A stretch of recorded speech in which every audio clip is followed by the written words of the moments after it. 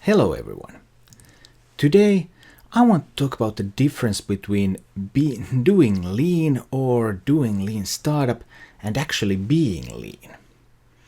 I think this is a rather crucial distinction because lean already has a long history in the West. It has been applied in the West for decades, but the applications of lean have mostly been focused on using lean as a toolkit.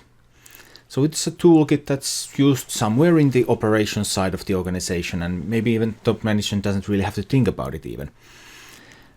But when you understand lean correctly, the way that it originated from Toyota, then lean is actually a whole management philosophy that really permeates the whole company and something that the top management really should be aware of and actively promote in order for a company to really be lean. And the benefits of being lean instead of just doing lean usually show up in the bottom line as well. So to get further into this, we have to understand what lean is about. So we need to talk a little bit about the three pillars of lean, as I call them. There's the perfection of the product, so maximizing the customer value. There's perfection of the process, which is eliminating waste. And there is perfection of the individual, which can be summed up as respect for people. And the problem is that the traditional Western lean application, the industrial lean application as a toolkit, has extensively and solely focused on the second pillar, perfection of the process, elimination of waste. So lean has all these nice tools like SMID and this, and you can use these to eliminate waste in your processes.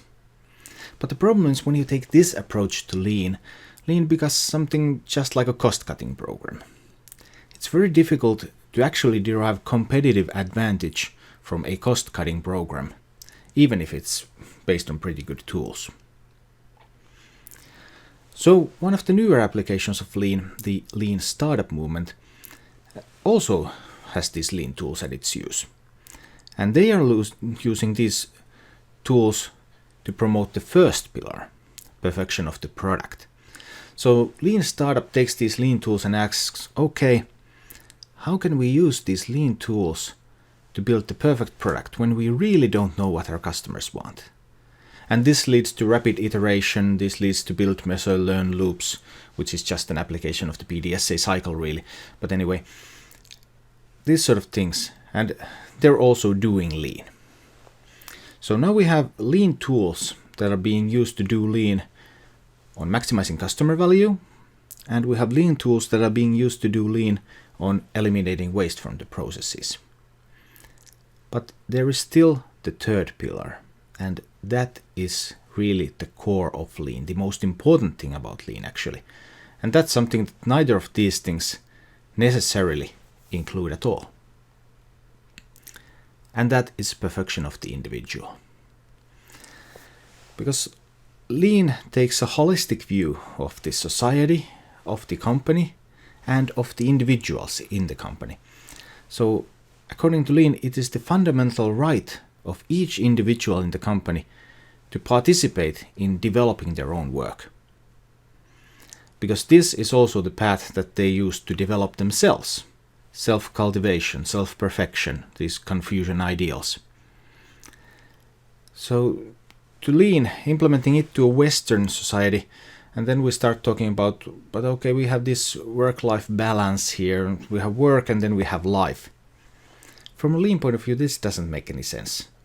You are a holistic human being. Work is part of your life. Being engaged in work, not turning your brain off when you go to work is a basic human right. And that's something very fundamental to being lean.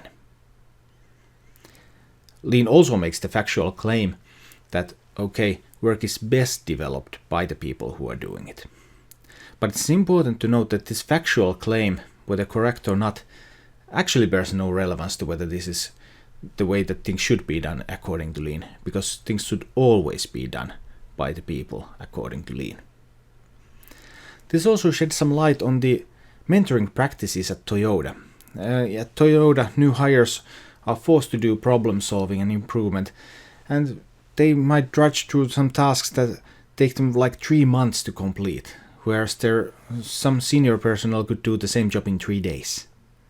So why would Toyota bear this inefficiency if they're there to eliminate waste? Why do they bear this? Okay, it takes 3 months to get this problem solved. They could have other people do that in 3 days.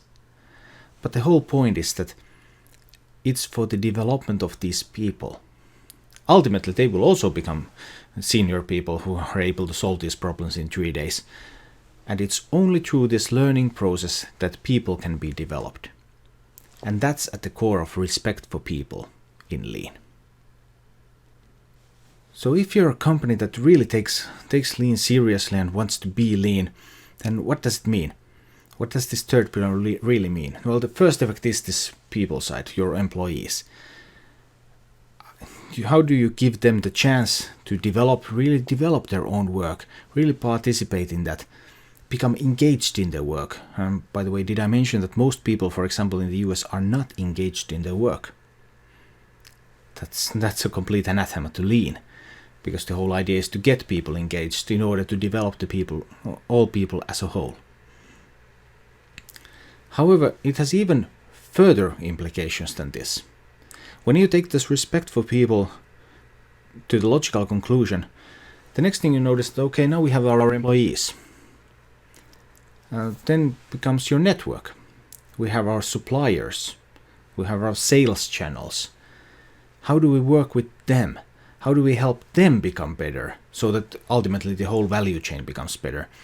And usually the way to make your suppliers better is not to keep many competing suppliers and trying to run for the lowest bidder. That usually doesn't really help them improve, doesn't really help them become perfect. It might help them cut some costs, and it might help them find some shortcuts to providing what you may or may not want. But it's deep supplier integration is one of the results of this respect for people. And then when you look even further, then you start to look at the society. Okay, so a Lean company, there is no separate realm of economics where companies reside. Many companies like to think there is, so that all there is to being a company is that you maximize your profits, and that's it. You don't care about anything else. But that's not really the way the world works. Because we are all connected, even the companies are connected to the society and to individuals. So the next step when you take respect for people to its logical conclusion is to think about the role of the company in the society. How can the company contribute to the society? Like for example Toyota has by sharing its Lean practices with non-profits and such. How can companies be responsible citizens? How can companies help the society to develop, the society to become more perfect? So now we're quite deep in the rabbit hole. You have a choice, the blue pill or the red pill. You can take the Lean tools, you can apply them in this framework of not really caring about anything but the profits. You can eliminate waste, you can try to develop better products. Or you can try to develop a company that is a great place for all the people in the company to be in. That's a great partner for all the suppliers that you're working with. And that's a great contributor to the society as a whole. And for many executives, that's a pretty challenging task to undertake.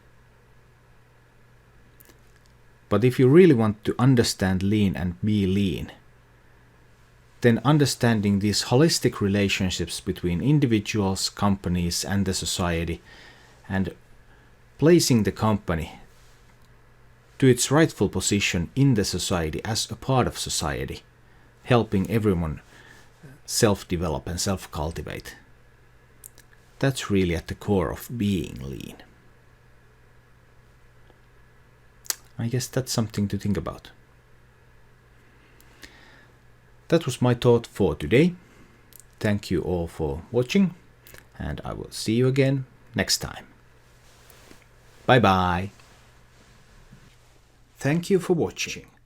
For more thoughts on lean, strategy, and business, please visit my YouTube channel, and if you like what you see, remember to subscribe.